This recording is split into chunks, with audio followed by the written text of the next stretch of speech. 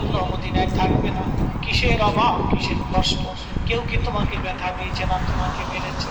নাকি তোমার কোনো অভাব আছে? বলো, বাইতুল মাল থেকে মাসিক বেতন দিয়ে দিবে।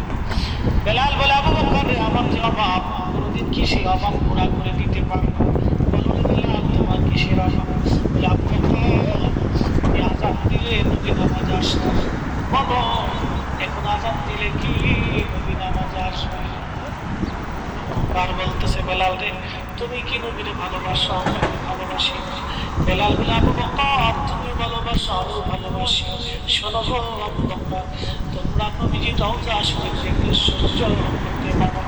আমি বেলাল যখন আযান দিয়ে নবী রওজা শরীফের দিকে তাকাই, আমার কলিজা ফেটে ফেটে আমি বরদাস্ত করতে পারি না, সহ্য করতে পারি না।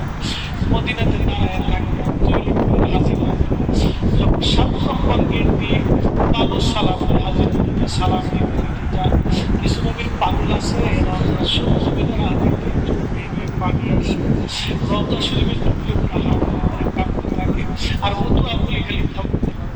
আল্লাহর হাবিবের রওজা শরীফ দেখে আমি সহ্য করতে পারি না রে আবু বকর, বিদায় দাও, আমি চলে যাব।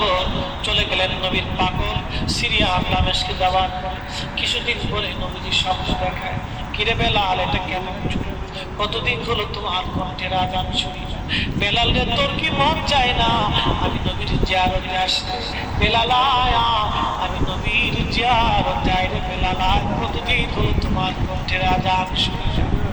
স্বপ্ন যখন নবীজি দেখাইছে, এ মুসলমান, হযরত বেলাল সুদূর সিরিয়ার দামেস্ক থেকে পাগলের মতো দৌড়াইলেন, পাগলের মতো ছুটে আসলেন।